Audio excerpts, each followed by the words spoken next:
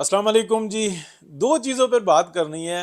اپنے منہ سے اپنی تعریف اچھی نہیں ہوتی، لیکن آپ یہ دیکھیں کہ پیچھے جتنے میرے ولاگز ہیں تقریباً آپ 1.5 سال کے نکال لیں، اور اس کے اندر جو جہاں جہاں پر میں نے بتایا ہے کہ میاں محمد نواز شریف کا مطالبہ کیا ہے اور بیچ میں کوئی گارنٹر ہے اور ان کا مطالبہ، کل آپ یہ دیکھیں کہ ایگزیکٹلی وہی دہرایا ہے جو میں نے آپ کو اتنے ٹائم پہلے سے بتایا ہوا تھا. اب میں اس کے اندر یہ نہیں بتا رہا کہ میرے اندر کوئی ایسی صلاحیت ہے کہ میں وہاں سے یہ خبریں جانتا تھا، بلکہ میں یہ بتا رہا ہوں کہ کچھ ایسا پیچھے پس پردہ چل رہا تھا جس کے بارے میں میرے پاس کوئی انفارمیشن تھی، اور اس کی بنیاد پہ میں یہ باتیں کر رہا تھا. جتنے معاملات ہوئے نا، میں نے ایگزیکٹلی آپ کو ڈیٹس کے حساب سے بتائے ہیں. تو آپ یہ دیکھیں کہ وہی مطالبہ آیا ہے. تو سٹل میں یہ بات کہتا ہوں کہ میاں محمد نواز شریف کی واپسی ابھی تک جو سی ہے نا وہ کوئی اتنی کنفرم نہیں ہے. 21 اکتوبر دی ہوئی ہے، لیکن ڈیفینیٹلی جو ہے نا پیچھے ایک ایسی بات چل رہی ہے، کہانی چل رہی ہے، ایسا معاملہ چل رہا ہے جس کے اوپر یہ طے کر لیا گیا ہے کہ یار ہم پھر آئیں، پھر محنت کریں، پھر اس کے بعد سازشوں، پھر ذلیل کیا جائے، پھر یہ میڈیا قابو کر لیا جائے، اور پھر منافقین کی جو ہے نا جنگ شروع ہو جائے. اب دیکھیں اس کے نا اگینسٹ میں آپ کو ایک دلیل دینے لگا ہوں. اب وہ جو نا دوسری بات آپ اس کو یہ دیکھیں، جو ہمارے میڈیا کے اندر موجود ہے نا ٹاؤٹ، اور وہ مختلف قسم کی ٹاؤٹی کرتے ہیں، ان کے اندر بڑے نام بھی ہیں، چھوٹے نام بھی ہیں، کچھ بے شرمی کے ساتھ سامنے کھل کے جو ہے نا وہ بناتے ہیں. جیسے عمران ریاض خان اپنے آپ کو صحافی کہتا تھا، جبکہ اور وہ ایک جو ہے نا پی ٹی آئی کا کارندہ تھا، لیکن اپنے آپ کو صحافی کہتا تھا اور باقاعدہ پروگرامز بھی کرتا تھا، سب کچھ کرتا تھا، اور اسٹیج پہ کھڑے ہو کے پی ٹی آئی کے جلسوں میں تقریریں بھی کرتا تھا. تو دیکھیں نا یہ کھلا ہوا تھا. لیکن کچھ لوگ ایسے ہوئے ہیں جیسے کہ انصار عباسی صاحب، ابھی میں نے ان کا ولاگ سنا، اس میں وہ بتا رہے ہیں کہ قاضی فائز عیسیٰ نے جناب کل یہ کر دیا، کل وہ کر دیا. کیا بات ہے! لیکن میں یہ سمجھتا ہوں، میں یہ گمان کرتا ہوں، ان کو یہ چاہیے کہ وہ جنرل فیض حمید کو ہاتھ بھی نہ لگائیں، جنرل قمر جاوید باجوہ کو ہاتھ بھی نہ لگائیں، وہ اپنے بردر ججز کو چھیڑے بھی نہ، اور جناب وہ اپنے جو 57,000 کیس ہیں ان کو نمٹائیں. ان کے جو پورا ولاگ سن لیں اس کا لب لباب یہ ہے. حالانکہ میں یہ سمجھتا ہوں کہ قاضی فائز عیسیٰ کو اپنی ٹیم بنانی چاہیے جس کے اوپر وہ فوکسڈ ہے. ایک بات اپنی سے مراد کیا ہے، جوڈیشری کی ٹیم بنا دینی چاہیے کہ ایسا حالات پیدا کر دیں کہ ریفائنڈ لوگ آئیں، طریقہ کار کے ساتھ لوگ آئیں. یہ جو پک اینڈ چوز ہے نا یہ ختم ہو. یہ جو ہائی کورٹ میں بھرتی کر لیے جاتے ہیں نا ٹاؤٹ، اور ان ٹاؤٹوں کو نکالنا چاہیے اور اپنے کام کے اوپر نا فوکسڈ رہنا چاہیے. یہ میرا نہیں، یہ بہت سارے لوگوں کا مطالبہ ہے. اور آپ دیکھیں تجاویز گئی ہیں، اور یہ تجاویز ایسی ہوتی ہیں. پلس یہ ہے کہ قاضی فائز عیسیٰ کے بارے میں نے کئی ایک ولاگ کے اندر یہ بتایا کہ وہ جب آئیں گے کیا کریں گے. تو مجھے کچھ رپورٹس پڑھنے کو ملی جو ایمبیسیز بھیجتی ہیں نا ادھر ادھر، تو وہ میں نے پڑھی کہ یہ شخص کیا چاہتا ہے، یہ شخص کیا چاہتا ہے، یہ شخص کیا چاہتا ہے. یہ رپورٹس وہ بھیجتے ہیں، ٹھیک ہے نا، وہ کھل جاتی ہیں، پھر اس کو جو ہے نا کہیں نہ کہیں ڈسکس ہوتی ہیں، پھر وہاں سے جیسے لوگ سن لیتے ہیں. اچھا یہ گو کہ کافی جرنلسٹ جو ان سے ہیں نا ان سے الیک سلیک ہوتی رہتی ہے، اور بڑے قریبی لوگوں سے بھی ہوتی رہتی ہے، لیکن وہ اس طریقے کی بات نہیں کرتے. یہ میں آپ کو بالکل بتاؤں کہ جو قریب ترین لوگ ہوتے ہیں نا وہ بہت محتاط ہوتے ہیں. ہاں وہ اوپرلی سطح کی باتیں کرتے ہیں، شغل مغل کرتے ہیں، لیکن وہ اندر کی باتیں نہیں کرتے جو گو کہ ان کے پاس ہوتی ہیں. تو ان کے بارے میں یہ رپورٹ تھی جو کہ اگر آپ دیکھ لیں 3 4 5 ماہ پہلے جو میں نے قاضی فائز عیسیٰ کے بارے میں بتائی کہ وہ یہ کریں گے، تو ان کے پروگرام میں یہ چیز تھی. اور جو رپورٹس پیچھے جا رہی تھیں کہ یہ شخص ہر چیز کو نا اوپن کر دے گا. بلکہ ایس ایم ٹی پہ ہوئی تو اسد ایس مرزا جو ہے نا انہوں نے میرے سے لائیو پروگرام میں ہم نے یہ ڈسکس کیا. ہم نے کہا، میں نے بتایا کہ یہ پروگرام ہے آج سے تقریباً 3 4 ماہ پہلے، اور یہ انہوں نے کہا کہ اگر ایسا ہو گیا تو یہ تو سب کچھ ریفائن ہو جائے گا. تو میں نے کہا تھا بالکل ان کا پروگرام یہی ہے. نہ صرف سپریم کورٹ میں یہ سارا معاملہ ہائی کورٹس تک لے کے جائیں گے، اور ہائی کورٹس کو پھر طاقتور کریں گے کہ یہ چیک کریں سیشن کورٹس کو، اور پورے ملک کے اندر انصاف کا نظام بہت اسپیڈی اور انتہائی سستا ہو. اور یہ جو تو آپ پہ یہ جو بدروہیں آگے بیٹھی ہوئی ہیں نا، ان لوگوں سے، ان بدروہوں سے نجات حاصل کی جا سکے، پاکستان کا سروائیو اس میں رہا۔ اب میں ایک تیسری بات جو کہ اسی سے ملتی جلتی ہے کہ ایسا کیوں ہو رہا ہے اور اتنی آسانی سے کیوں ہو رہا ہے۔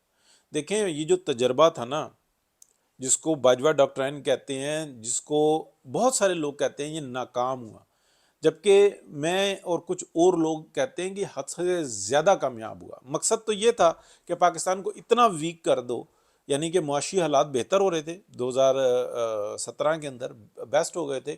آپ سمجھ لیں کہ اگر یہی صورتحال رہتی تو شاید آج G20 میں اگر پاکستان پہنچ گیا ہوتا تو بھی کمال تھا، اور اگر جو نہیں ہوتا تو بہت قریب ہونا تھا۔ تو انڈیا اتنا آسان نہیں تھا کہ وہ یہاں پہ اس طریقے سے ایک پاکستان کو، جس کا میڈیا پاکستان کو بھیک منگا بھکاری پاکستان کہتا ہے، پاکستانیوں کو بھکاری پاکستان کہتے ہیں، تو صحیح کہتے ہیں، غلط تو نہیں کہتے۔ تو اگر ایسی صورتحال نہ ہوتی تو اس کے بہت، یعنی کہ اگر G20 والی صورتحال نہ ہوتی تو G20 کے بہت قریب ہوتے، 24ویں نمبر پہ تو تھے۔ تو اور پاکستان کی جو اکانومی ہے 2016 کے اندر اگر آپ دیکھیں تو جو اس کی گروتھ ہے وہ اٹلی سے زیادہ بہتر تھی۔ اب آپ اندازہ لگائیں، اٹلی میں موجود ہوں، اٹلی ایک پرانا ڈیولپڈ ملک ہے، لیکن جس طریقے تیزی سے ترقی کر رہا تھا تو اس کی گروتھ پاکستان کی اٹلی سے زیادہ بہتر تھی۔ 2016 کی میں بات کر رہا ہوں، میاں محمد نواز شریف کا دور۔ 17 کے اندر بھی برابر تھے، لیکن 17 میں آپ دیکھ لیں سازشیں کس عروج پر تھی۔ تو یہ جو حالات بنے نا کہ قاضی فائز عیسیٰ کو آنے کے بعد، یعنی کہ وہ ادارہ ڈیولپ کریں اور درست اپنے راستے پر لے کے آئیں، عاصم منیر وہی کام کریں جو ان کو کرنا چاہیے، حالانکہ ان کے ہاتھوں سے بہت بڑی سازش ہے۔ میں اکیلا وہ بندہ ہوں جس نے یہ کہا تھا کہ عاصم منیر صاحب سے یا تو وہ خود شوقین یا پھر ان سے یہ کام کروا دیا گیا ہے۔ تو ابھی تک جو ہے نا گو مگو کی بات ہے، اور یہ جو بات میں نے کی تھی یہ چند ہفتے پہلے یار ولاگز کی صورت میں کی تھی، میں نے کسی کے کان میں نہیں کی تھی۔ تو یہ بھی ساری جو ہیں نا وہی چیزیں ہیں جو کہ پس پردہ ڈسکس ہو رہی ہوتی ہیں، تو میں وہاں سے سن کے آپ کو بیان کر دیتا ہوں۔ نہ اس ادارے کے اندر کوئی اتنی ابھی تک سوچ ڈیولپ ہوئی ہے کہ سویلینز کی سپریمیسی کو ایکسیپٹ کر لیا جائے۔ وہ اسی طریقے سے زمینوں پہ قبضہ کرنا چاہتے ہیں، کاروبار پہ قبضہ کرنا چاہتے ہیں، وہ اے پولیٹیکل ہونا چاہتے ہیں، لیکن وہ ایک کمرشل نہیں ہونا چاہتے۔ یہ بالکل میں آپ کو وضاحت کے ساتھ بتا رہا ہوں، جب تک یہ ایک کمرشل نہیں ہوں گے، یعنی کہ کاروبار کو نہیں چھوڑیں گے، اپنے مستقبل کے بارے میں حوث کی حد تک یہ آگے جو بڑھے ہوئے ہیں، تو اسی چیز نے پاکستان کا بیڑا گرک کیا ہوا ہے، کیونکہ پاکستان کے اندر تو سازشیں جو انسی ہیں نا وہ اسی طریقے سے ہو رہی ہیں۔ تو اس چیز کو ہمیں بہت جو ہے نا نوٹ کرنا ہوگا۔ قاضی فائز عیسیٰ کے ذہن میں ایک جو ہے نا ایک فارمولہ ہے، کوئی چھوٹی سی غلطی جو ہے نا وہ بڑا تماشا بنا سکتی ہے، لیکن ان کے ذہن میں ایک چیز ہے، ثابت قدم ہے، بڑے باپ کے بڑے بیٹے ہیں، اور جو وہ اپنا فرض ادا کر رہے ہیں اس کے لیے دعا گو ہیں۔ بہرحال قاضی فائز عیسیٰ کے پاس سپورٹ بھی بہت ہے، اگر آپ دیکھیں تو جو بھی پاکستان کے محب وطن لوگ ہیں وہ ان کے لیے کوشش کرتے ہیں باقاعدہ۔ آپ کو یاد ہوگا کہ 6 اپریل یا 26 اپریل، مجھے ایگزیکٹلی نہیں یاد، کچھ گروپس میں نے خبریں سنی اور اس کے بعد میں نے پوسٹ کرنا شروع کی کہ قاضی فائز عیسیٰ کے لیے فیلڈنگ لگی ہوئی ہے۔ میں نہیں کر رہا تھا، صرف بہت ساری جگہوں پہ اطلاعات دی گئی تھی، تو جو پاکستان کے محب وطن ہیں وہ پھر اس کا سد باب کرتے ہیں، ٹھیک ہے۔ آئی تھنک 6 اپریل تھی تو فیلڈنگ لگی تھی۔ میں جو ہے نا عادتاً جو ہے نا میرے پاس یہی ہوتا ہے، ٹویٹر پہ پوسٹ کر دی، ادھر ادھر گروپس میں شیئر کر دیں، بس یہی ہوتا ہے۔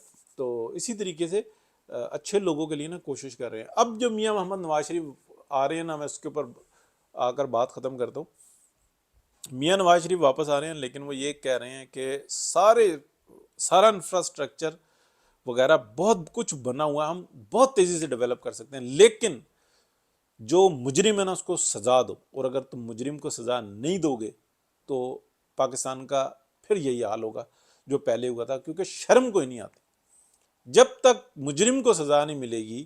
کسی ایسا نہیں کے بارے میں نہیں کہہ رہے کہ یار کوئی جو انسان نا زبانی جمع خرچ کر دو کہ جی وہ 4 بریگیڈیئر تھے، اتنے جنرل تھے، اتنے کرنل تھے، سب کو جو ہے نا ہم نے بتا دیا، اور کسی ایک کے بارے میں کوئی اطلاع نہیں ہے کہ کسی ایک کو 1 روپے کی سزا ملی ہو.